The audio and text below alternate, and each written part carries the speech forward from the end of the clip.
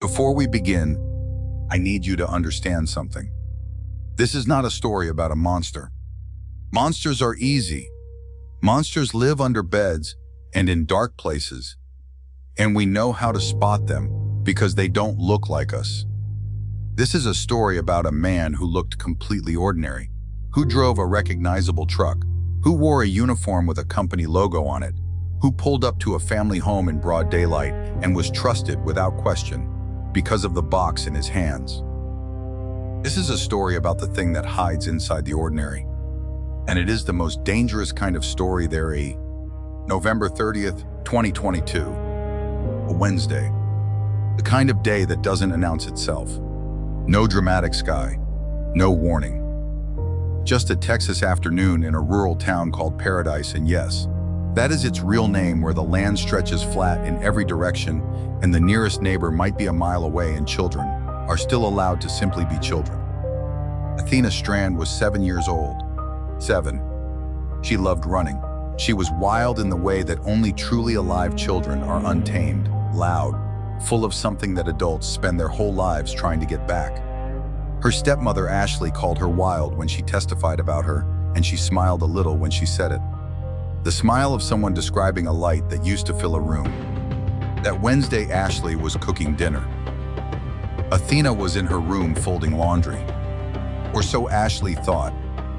At some point in those quiet, unremarkable minutes, a FedEx van pulled up their driveway.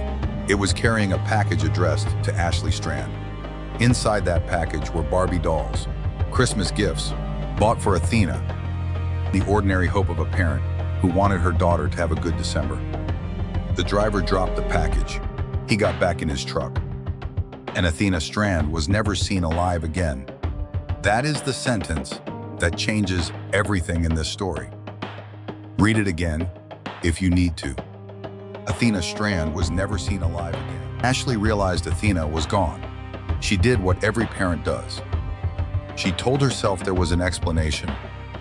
She searched the house. She checked outside. She called Athena's name into the open country air and waited for an answer that didn't come. Then came the phone calls, then the police, then the helicopters.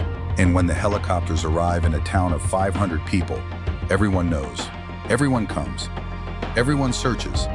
For 2 days, an entire community poured itself into finding one little girl.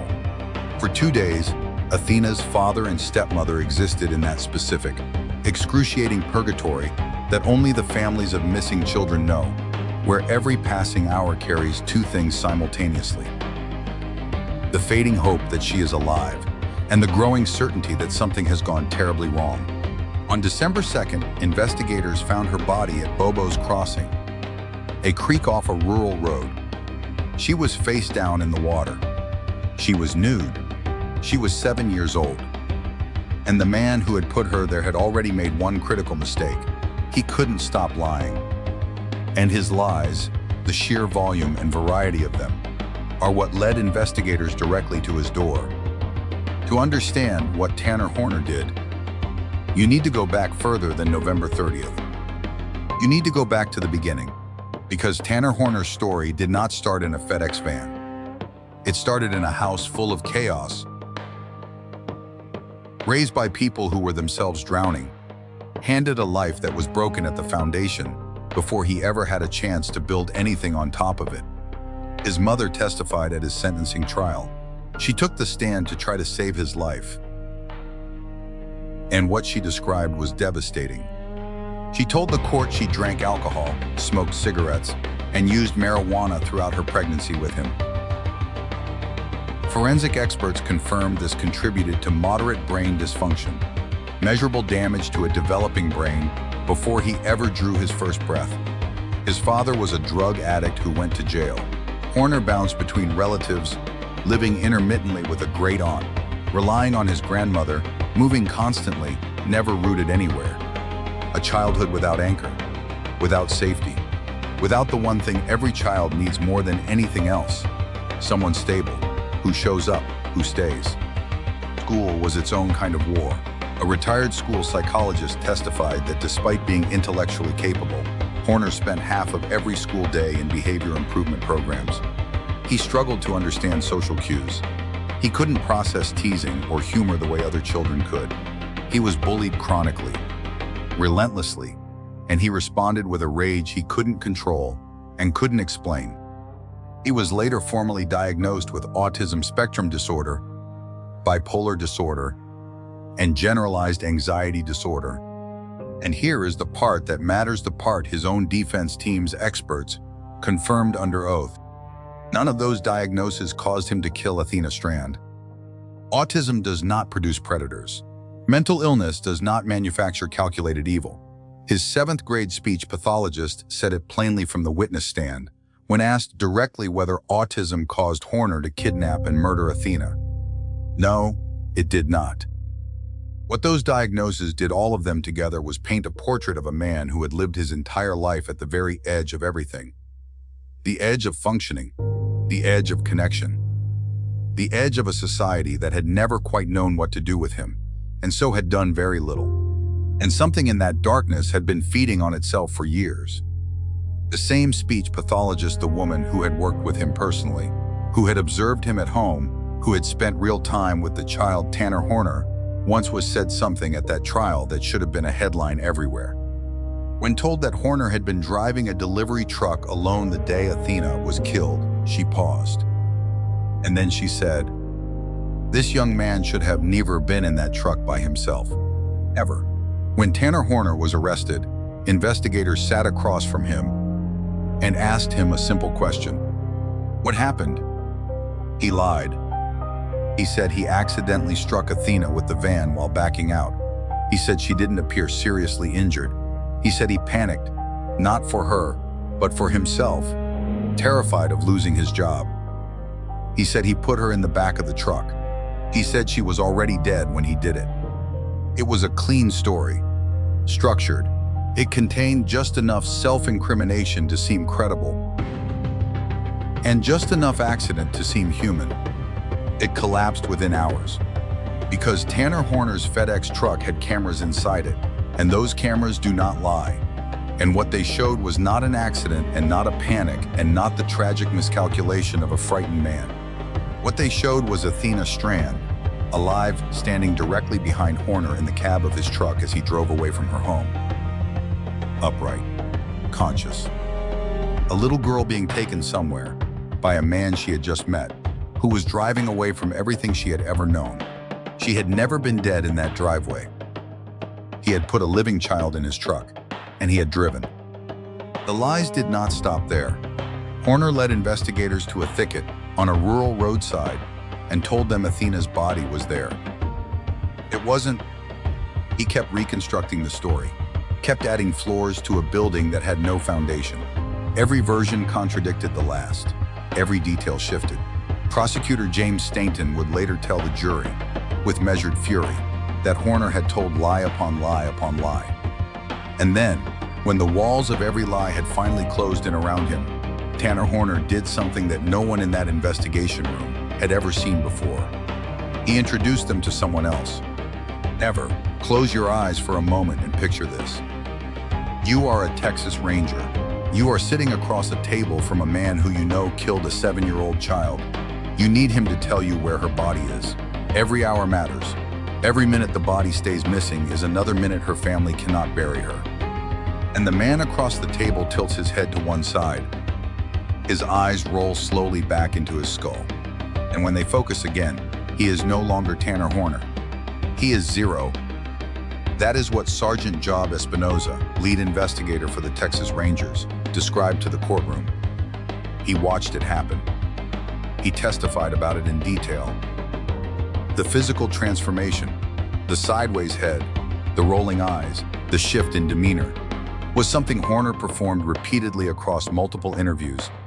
Zero, Horner claimed, was an alter ego, a separate consciousness, something that had arrived in his life approximately 6 months before the murder. Unbidden, he implied, as though evil had simply shown up at the door one day and moved in. And Zero, Horner said, had made a decision. He claimed that once Athena was in that van, once she could identify him, Zero had calculated the risk. A 7-year-old girl was going to put us away for a long time, he said. For vehicular assault, for what he claimed was an accident. So Zero, he said, took initiative. He also told investigators, speaking as Zero, performing Zero, inhabiting Zero with the commitment of a man who had practiced this, that he had thrown Athena's clothing out along the highway. He said he did it because he thought it was funny. Sit with that. A child is dead. Her family is searching. Helicopters are in the sky. And Tanner Horner is in a room, rolling his eyes back in his head, performing a character, and telling law enforcement that discarding a murdered 7-year-old's clothing was something he found amusing. Sergeant Espinoza made a decision in that room that took a particular kind of disciplined courage. He could have slammed his hands on the table. He could have demanded the performance stop. He could have insisted on the truth from Tanner Horner directly. Instead, he played along. I played his game, Espinoza testified quietly.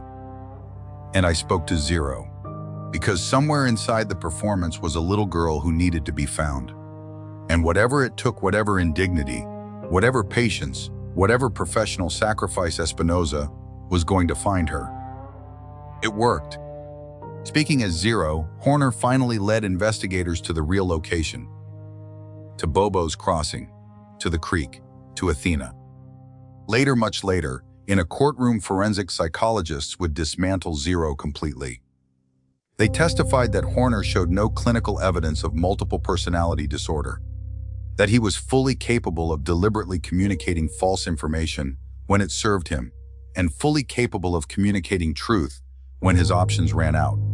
The autism expert, called by his own defense, his own team, conceded under cross-examination that the alter ego was fabricated. Zero was not a disorder. Zero was a strategy. And the most chilling question the trial left unanswered is this: if Zero was a strategy Horner deployed with investigators calculated, rehearsed, performed on demand, then what else had he been planning? What else had he rehearsed? Prosecutors believed they had the answer. They told the jury that Horner had long harbored violent fantasies, that he was a man who lived extensively in the landscape of his own imagination. And they argued that what happened to Athena Strand was not an accident that spiraled into panic. It was a fantasy that finally met an opportunity. I am going to be careful here, because there are things that were played in that courtroom that I will not describe in full. There are things that belong only to the people who were there, to the investigators who had to carry them, to the jurors who wept, to the family who had no choice but to know. But I will tell you what the record shows, because Athena Strand deserves to have her story told, and the truth of what happened to her is part of why Tanner Horner now sits on death row. On day 8 of the trial, jurors heard audio from inside the van. It began ordinarily. It began with a child's voice, small, trusting, the voice of someone who has not yet learned to be afraid of adults. Athena talked to Horner about school, about her teacher. The kind of conversation a 7-year-old has, because she doesn't know what else to do in an unfamiliar situation, so she does what children do. She tries to connect. And then Horner said to her, "You're really pretty. You know that?" There is history of prior sexual abuse allegations in Horner's background that emerged during trial testimony. He denied assaulting Athena, but the cameras recorded him telling her to take off her clothes. She said no. She asked for her mom. What followed lasted more than an hour. Multiple jurors were visibly crying. The room, a courtroom full of lawyers and law enforcement and journalists, trained to maintain professional composure, went completely, devastatingly silent. Horner sat at the defense table and looked away from the screen. The medical examiner's findings confirmed the rest. Blunt force trauma to the head, manual strangulation with both hands, and a shoe print on Athena's face matched forensically to Tanner Horner's shoe. He had also admitted in one of his confessions that he had tried to break her neck first. When it was over, he drove to a Love's truck stop. He cleaned the van. He cleaned up his own vomit, and the record states Athena's feces from the cargo area. And then he drove back out onto the road, and he finished his deliveries for the day. Read that again. He finished his deliveries. There is no psychological framework, no diagnostic label, no childhood trauma that explains the specific and deliberate normalcy of that. A man who has just done what he did and then goes back to work. finishes the route, drops the packages. That is not a man in crisis. That is a man who had already decided what kind of man he was. The most devastating testimony at any criminal trial is rarely from the investigators or the forensic experts. It is from the people who love the person in the defendant's chair. Because they did not come to that courtroom with hatred. They came with something much harder to carry. Grief for two people at once. Grief for the victim, and grief for the version of the defendant they thought they knew. Tanner Horner's mother took that stand to save her son's life. She described the childhood, the instability, the addiction, the chaos that surrounded him from the very first day. She painted the picture her defense team needed. A damaged child who never stood a chance. And then the defense asked her about Athena. She shattered. "I'm so mad at him," she sobbed. "I want to just tear his up." The tears were not performed. The rage was not borrowed. She was just a baby. She still loves her son. She said so. And she wants him to die for what he did to that little girl. Both of those things are true. Both of those things exist inside the same woman, in the same body, at the same time. That is what this crime did to his own family. His grandmother testified too. She turned from the witness stand, an elderly woman who had helped raise this man, and she addressed the jury. And then she addressed Athena's parents directly, and she apologized. His ex-girlfriend sat in that same box. She had known a Tanner Horner that no one else in that room recognized. Under cross-examination, when asked whether she now believed something different happened than what he told her, she said yes. On May 5th, 2026, a Tarrant County jury filed back into the courtroom. They had deliberated for less than 3 hours. Less than 3 hours. After 16 days of testimony, after forensic evidence and audio recordings and expert witnesses, and a mother's grief and a grandmother's apology. After everything this case had demanded of 12 human beings asked to decide whether another human being should live or die, they came back in under 3 hours. They were unanimous on both questions. Yes, Tanner Horner would continue to pose a threat to society. And no, there was nothing in his life, nothing in his history,